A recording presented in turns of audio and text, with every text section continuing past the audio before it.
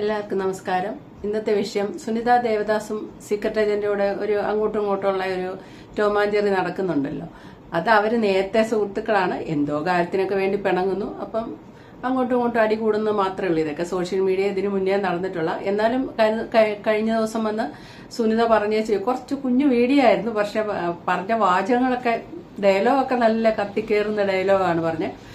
നിങ്ങളുടെ സുഹൃത്താണ് secret agent എങ്കിൽ നിങ്ങൾ സൂക്ഷിച്ചോ, നിങ്ങൾ ഉൾമുറി കയറി ഒരു ബക്കറ്റ് വെള്ളം കൂടുതൽ ഉപയോഗിച്ച് അവൻ അത് കണ്ടന്റ് ആക്കും എന്നൊക്കെ പറഞ്ഞു. അപ്പൊ അതിന്റെ താഴെ സുനിതയെ സപ്പോർട്ട് ചെയ്തുകൊണ്ട് തന്നെയാണ് കമന്റ് വന്നത്. അതിന്റെ മറുപടി സീക്രട്ട് ഏജന്റ് ഇട്ടപ്പോൾ സീക്രട്ട് ഏജന്റിനെ സപ്പോർട്ട് ചെയ്തുകൊണ്ട് തന്നെ ജനങ്ങൾ കുറെ അധികം പേര്. അപ്പൊ രണ്ടു പക്ഷത്തും ആൾക്കാരുണ്ടെന്നുള്ള. എന്നെ സംബന്ധിച്ച് ഇവര് രണ്ടുപേരോടും കൂടുതൽ സ്നേഹമോ കൂടുതൽ പണക്കോ അങ്ങനെയൊന്നുമില്ല കേട്ടോ. രണ്ടുപേരെ ഞാൻ സുനിതയോട് സംസാരിച്ചിട്ടില്ല ഇന്ന് വരെ, സീക്രട്ട് ഏജന്റിനോട് സംസാരിച്ചിട്ടുണ്ട്. പിന്നെ എനിക്ക് സ്വന്തമായിട്ട് പറയാനുള്ള ഒരു കാര്യം എന്ന് വെച്ചാൽ, അങ്ങനെ ഈ സീക്രട്ട് ഏജന്റ് എന്ന വ്യക്തിയെ മാത്രം എടുത്ത് റിയാക്ഷൻ ചെയ്യുന്ന ചാനലിൽ വെച്ച് കുറ്റം പറയുന്നത് വലിയ കാര്യമില്ല.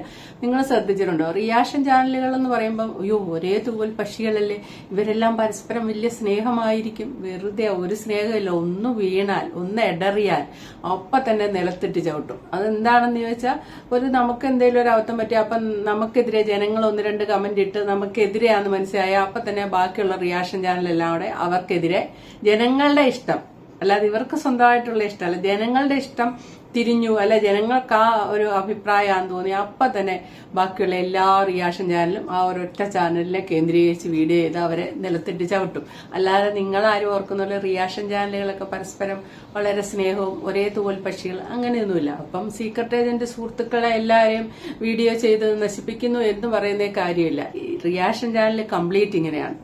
അത് ആരെന്നും ഏതൊന്നുമില്ല. ഒരാള് ഒന്ന് മോശമായിട്ടൊരവസ്ഥയിലേക്ക് വന്ന് എന്തേലും പറഞ്ഞൊന്ന് വിവാദമായ അപ്പൊ തന്നെ അയാൾക്കെതിരെ എല്ലാരും വീഡിയോ ചെയ്യും. അത് തന്നെയാണ് സീക്രട്ട് ഏജന്റ്. ഇപ്പം സുനിത എണ്ണ വിട്ട് പറയുന്നു, മല്ലു ട്രാവലിന്റെ ജീവിതം തകർത്തു, തൊപ്പിയുടെ കളഞ്ഞു, ജാസ്മിന്റെ കളഞ്ഞു, അതാണിതാണെന്നൊക്കെ പറയുന്നുണ്ട്. ജാസ്മിനെ പറ്റിയൊക്കെ വീഡിയോ ചെയ്തിട്ടുണ്ട്. പക്ഷെ എന്നാലും മറ്റേ ബിഗ് ബോസ് ചെന്നപ്പോ പുറത്തെക്കാരും പറയരുതെന്ന് പറഞ്ഞിട്ടും ജാസ്മിനോട് പറഞ്ഞു കൊടുത്തു. കുറെയൊക്കെ ജാസ്മിന്റെ ഇമേജ് കളയാതെ സൂക്ഷിച്ച സീക്രട്ട് ഏജന്റ്. ഇവിടെ വീഡിയോ ചെയ്ത് പുള്ളിക്കാരൻ കണ്ടന്റ് ചെയ്തു, ഇല്ലെന്ന് പറയുന്നില്ല. പിന്നെ അതോടൊപ്പം ജാസ്മിൻ ചെയ്ത കാര്യങ്ങളൊക്കെ തന്നെയാണ് കണ്ടന്റ് ചെയ്തത്.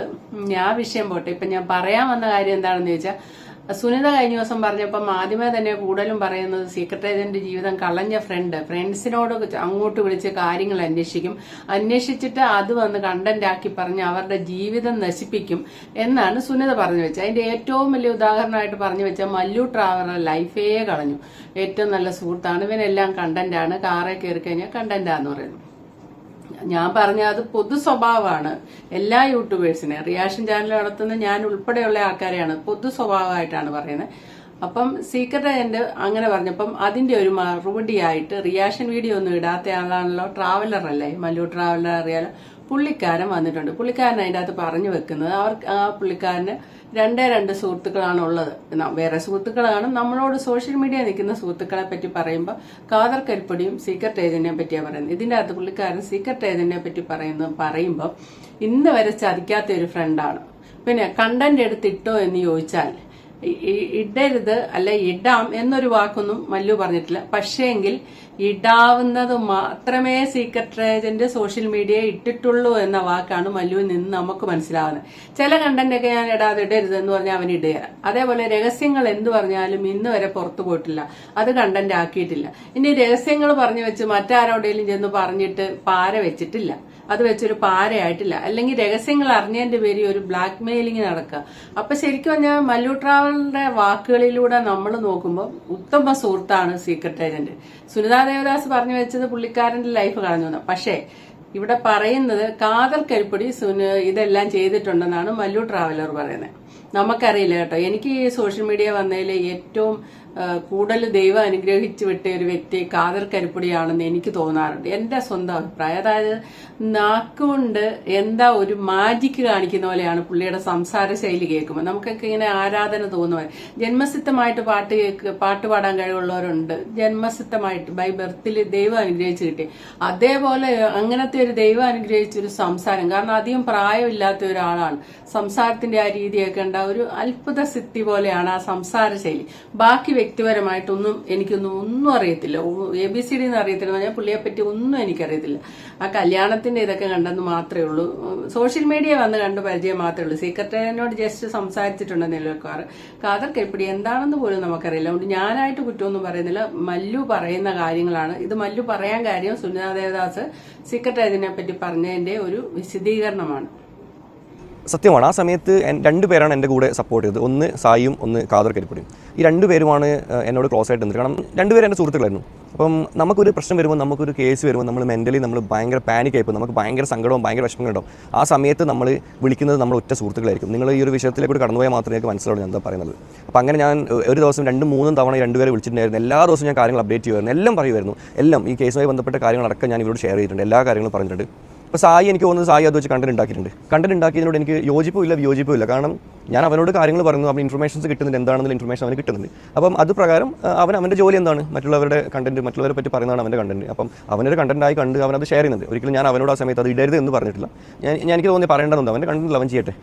പക്ഷേങ്കിൽ ചില കാര്യങ്ങൾ നമ്മൾ അവനോട് ചെയ്യരുത് എന്ന് പറയുമ്പോൾ അവൻ ചെയ്യാറില്ല, ഓപ്പണായിട്ട് പറയും. ചില കണ്ടന്റുകൾ ഞാൻ കാണുമ്പോൾ ബ്രോ അത് ഇടണോ, അത് വേണോ എന്ന് ചോദിക്കുമ്പോൾ അവൻ ഓക്കെ ബ്രോ എന്ന് പറഞ്ഞ് അവൻ തട്ടാറുണ്ട്. അതും കൂടി ഞാൻ പറയാം. അല്ലാതെ ഒരിക്കലും ഞാൻ അവനോട് ഡിലീറ്റ് ചെയ്യടാ എന്ന് പറഞ്ഞിട്ട് അവനത് ഡിലീറ്റ് ചെയ്യാതിരുന്നിട്ടും അങ്ങനെയൊന്നും ഇല്ലട്ടോ. അങ്ങനത്തെ ഒരു പ്രശ്നങ്ങൾ ഉണ്ടായിട്ടില്ല. പിന്നെ ഞങ്ങൾ നല്ല സുഹൃത്തുക്കളാണ്, അന്നും ഞങ്ങൾ സുഹൃത്തുക്കൾ, ഇന്നും നല്ല സുഹൃത്തുക്കളാണ്. ഇപ്പം കിക്കിൻ്റെ ഇപ്പോഴത്തെ പ്രസിഡൻ്റാണ് സായി എന്ന് പറഞ്ഞത്.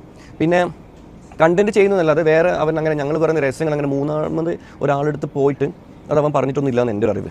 പക്ഷേ വേറെ ഒരാളെടുത്ത് പോയിട്ട് മല്ലു ഇങ്ങനെ പറഞ്ഞിട്ടുണ്ട്, അല്ല മല്ലുവിൻ്റെ കാര്യങ്ങൾ ഇതൊക്കെയാണ് എന്നൊന്നും സായി എവിടെയും പറഞ്ഞിട്ട് എനിക്ക് ഇൻഫർമേഷൻ കിട്ടിയിട്ടില്ല. പിന്നെ സായി ഒരിക്കലും ഞാൻ അവന് കൊടുത്ത ഇൻഫർമേഷൻസ് വെച്ച് എന്നെ ബ്ലാക്ക്മെയിൽ ചെയ്യാനോ അല്ല എന്നെ മറ്റു തരത്തിൽ ഭീഷണിപ്പെടുത്താനോ അവൻ നിന്നിട്ടില്ല. കാരണം അവനോട് പറയുന്ന കാര്യങ്ങൾ അവനിൽ നിൽക്കും എന്നൊരു വിശ്വാസം നമുക്കുണ്ട്. കണ്ടന്റ് ചെയ്യുന്നത് അഫ്കോഴ്സ് അവൻ പബ്ലിക്കിലേക്ക് അവൻ പല കാര്യങ്ങൾ എടുത്തിടുന്നതിനല്ല, അത് ചെയ്യാത്ത ഒരുപാട് രഹസ്യങ്ങളുണ്ട് നമ്മൾ തമ്മിൽ സംസാരത്തിൽ. അതൊക്കെ അവൻ്റെ മനസ്സിൽ നിൽക്കും എന്നൊരു വിശ്വാസം നമുക്ക് അവൻ്റെ അടുത്തുണ്ട്.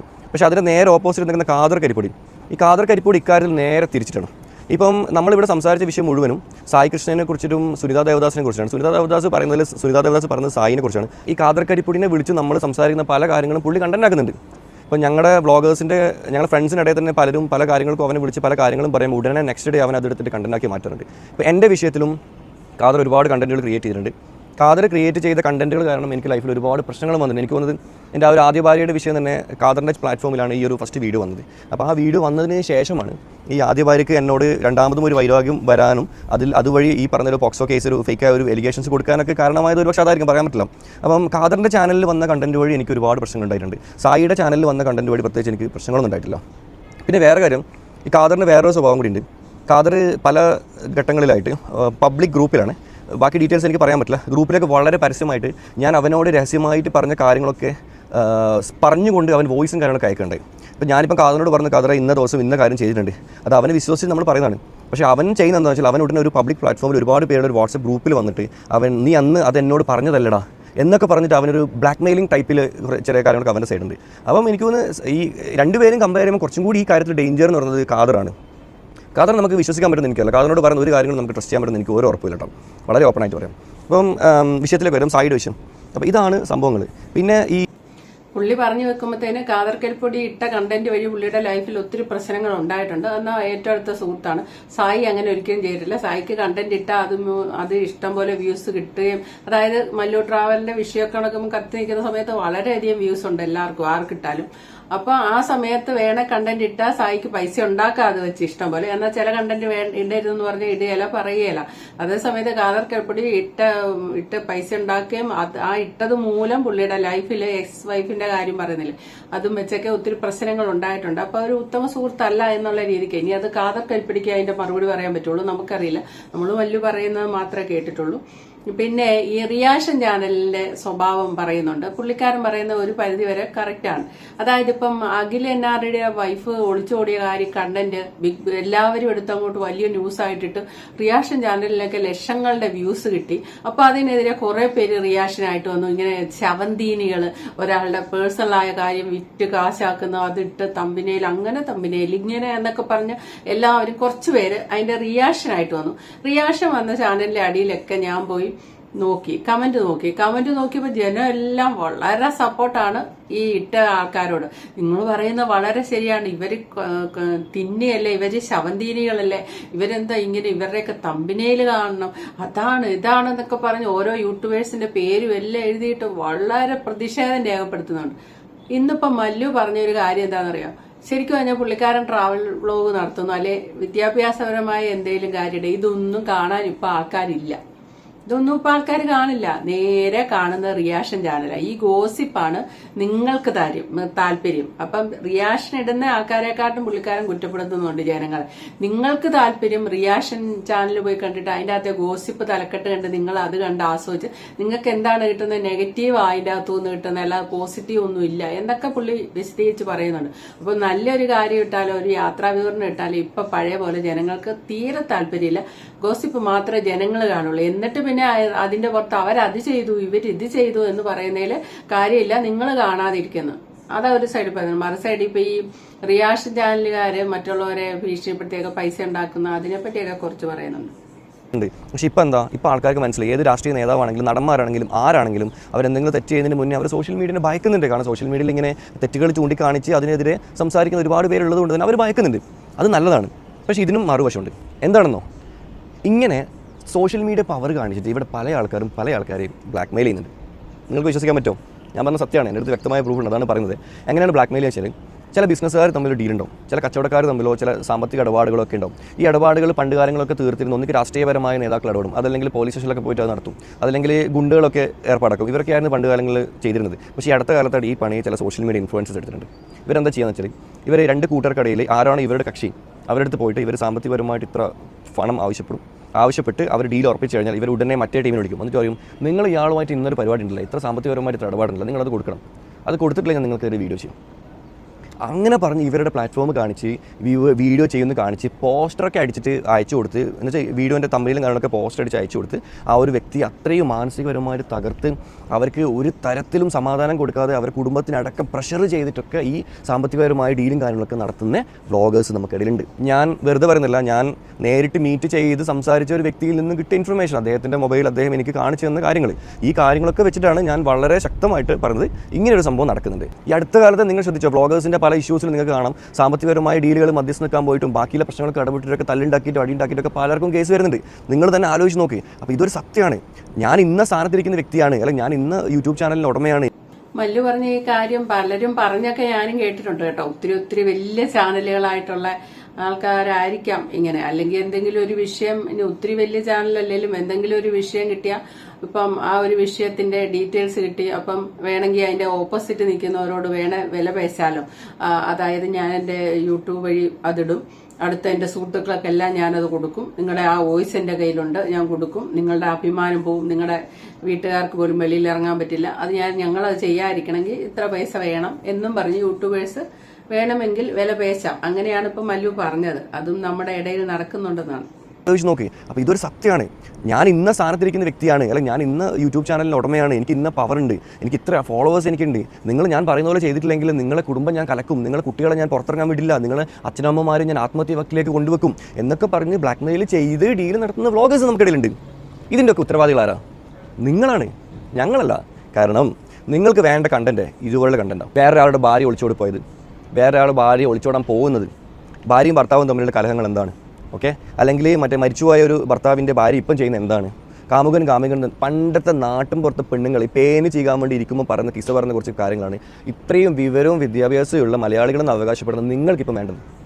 ഇൻഫർമേഷൻസ് വീഡിയോസ് നിങ്ങൾ കാണില്ല, ട്രാവൽ വ്ലോഗ് നിങ്ങൾ കാണില്ല, അറിവ് തരുന്ന വീഡിയോ ഒന്നും കാണിയല്ല, ആകെ കാണുന്ന വല്ലവന്റെ ഭാര്യ ഒളിച്ചോടിയതും അല്ലെ അങ്ങനത്തെ ഗോസിപ്പ് മാത്രമേ നിങ്ങൾ കാണുള്ളൂ. അപ്പൊ ഇങ്ങനെയുള്ള അനീതികളെല്ലാം നടക്കുന്നതിന്റെ കാര്യം ശരിയാണ്. മറ്റുള്ളവരുടെ പ്രൈവസിയിലേക്ക് എത്തി നോക്കിയാണ് വീഡിയോ റിയാക്ഷൻ ചാനൽ ചെയ്യുന്നു പറഞ്ഞുള്ള മുറവിളിയാണ്. മറ്റേ ഇപ്പം അഖിലനാരുടെ വിഷയം വന്നപ്പോൾ ആ ഒരു കമന്റ് സകലമായ ആൾക്കാരും റിയാക്ഷൻ ചാനലിനെതിരെ ഇട്ടുവെക്കുന്നുണ്ടായിരുന്നു. ഇവർ മറ്റുള്ളവരുടെ ലൈഫിലൊക്കെ കടന്ന് 3-4 വീഡിയോ ഒക്കെ ചെയ്യുന്നുണ്ട്, എങ്ങനെയാണ്. അപ്പൊ നിങ്ങൾ മല്ലു ചോദിക്കുന്നത് നിങ്ങളത് കാണുന്നില്ല എന്നുണ്ടെങ്കിൽ അവർക്ക് വ്യൂസ് ഇല്ല വരുമ്പോൾ അത് അവർ മാറ്റിപ്പിടിക്കും. പക്ഷെ നിങ്ങളത് പ്രോത്സാഹിപ്പിക്കുന്നില്ല എന്നാണ്, ജനങ്ങളിലേക്കാണ് മല്ലു വിരൽ ചൂണ്ടുന്നത്. പുള്ളിക്കാരൻ ട്രാവൽ വ്ളോഗുമായിട്ടാണ് ഒരു കാലത്ത് നമ്മുടെ യൂട്യൂബിൽ എന്തായിരുന്നു മല്ലു ട്രാവൽ എന്ന് പറഞ്ഞാൽ, പിന്നീട് ലൈഫിലും കുറെ അധികം പ്രശ്നങ്ങളൊക്കെ ഉണ്ടായി, ഒരു ഇതായിപ്പോയി. ഏതായാലും ഇപ്പം ഈ ഒരു വീഡിയോ ചെയ്തിട്ട് പുള്ളി പറയുന്നുണ്ട് എൻ്റെ ട്രാവൽ വീഡിയോ ഉണ്ടല്ലോ അതിനെക്കാട്ടും വ്യൂസ് ഈ ഒരു വീഡിയോയ്ക്ക് കിട്ടുമെന്ന്. കാരണം ഇതിൻ്റെ അകത്ത് ഇങ്ങനത്തെ വിഷയം ചർച്ച ചെയ്യുന്നുണ്ട്. Okay, thank you for watching. അടുത്ത വീഡിയോ കാണാം.